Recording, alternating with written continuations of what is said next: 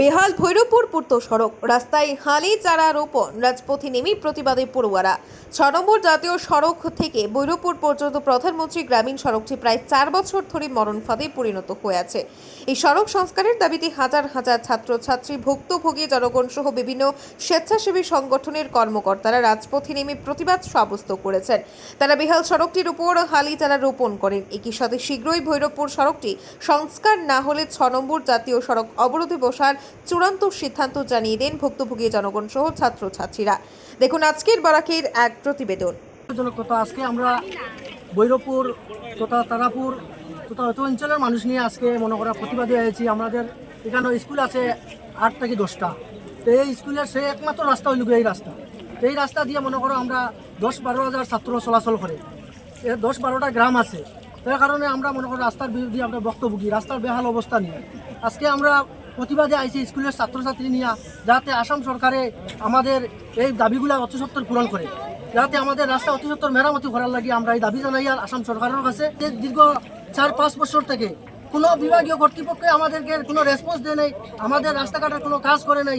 এর কারণে আমরা আজকে প্রতিবাদ করতে বাধ্য হয়েছে। প্রধানমন্ত্রী বলেছেন বেটি বাঁচাও বেটি পড়াও, আমরা কেমনে পড়াবো, পুনেরা পড়াক, আমরা বাঁচাবো কেমনে, আজকে জলে হাঁটু জল রাস্তার মধ্যে দিয়ে আমরা চলাচল করতে পারছি না। সাধারণ মানুষ অ্যাম্বুলেন্স নিয়ে যাতায়াত করতে পারছে না, স্কুলের স্টুডেন্টরা যাতায়াত করতে পারছে না, ওদের ব্যাগ ভিজাচ্ছে, কাপড় ভিজাচ্ছে, জুতা মোজা ভিজে যাচ্ছে, স্কুলে যাওয়া ওদের পানিশমেন্ট হচ্ছে। আজকে আমরা এই বক্তব্য নিয়ে আজকে আমরা প্রতিবাদে বাধ্য হয়েছি। জেলা শাসকের কাছে একটা মেমোরান্ডাম দিয়েছি, আমাদের কাটিগড়ার বিধায়কের কাছে একটা দিয়েছি, কাটিগড়া সার্কেল অফিসারকে একটা দিয়েছি, বিডব্লিউ অফিসকে একটা আমরা দিয়েছি। তার পিছত আমরা যদিও মনে করো আমরা কোনো সঠিক রেসপন্স পাই না, যে আমরা জাতীয় সড়ক আমরা অবরোধ করবো ছাত্রছাত্রী নিয়ে।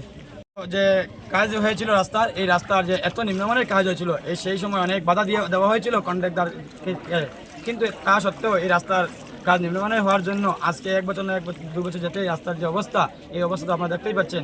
আমি মিডিয়ার মাধ্যমে অবগত করতে চাই বর্তমান আসাম তথা কর্তৃপক্ষের কাছে যে এই রাস্তাটি অতি সত্বর অনতিবিলম্বে এই রাস্তাটি মেরামতি করা হয়। একটা পুরো জিপি টোটাল 10,000 to 15,000 পিপল মানুষরা আছে এই ন্যাশনাল হাইওয়ের দিকে কানেক্টেড।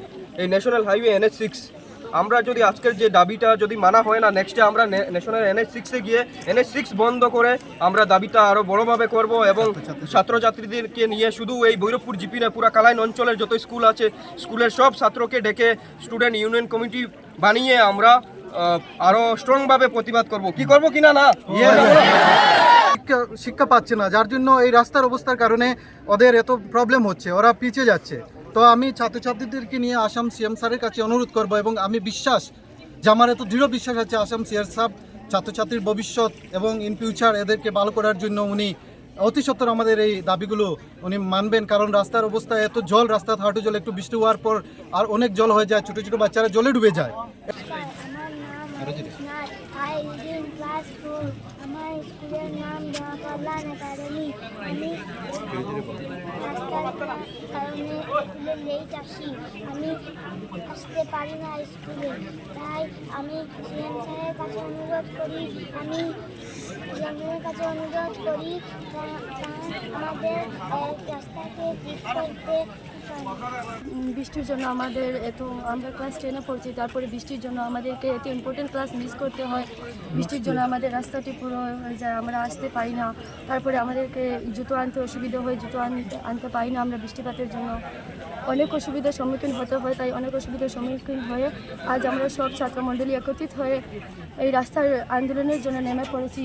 তাই অসমের সিএম স্যারকে আমি অনুরোধ জানাচ্ছি যে অতি সত্বর আমাদের রাস্তাটিকে ঠিক করার জন্য। তার আমাদের রাস্তার দিকে আসতে অনেক অসুবিধা হয়, একটু বৃষ্টি দেওয়ার পরেই আমরা আসতে পারি না, অনেক অসুবিধা। আর আমাদের ছোটো ভাই বোন তারা তো এদিকে আসতেই পারে না, তাই আমরা মুখ্যমন্ত্রীর কাছে অনুরোধ যে আমাদের রাস্তা অতি সত্বর ঠিক করে।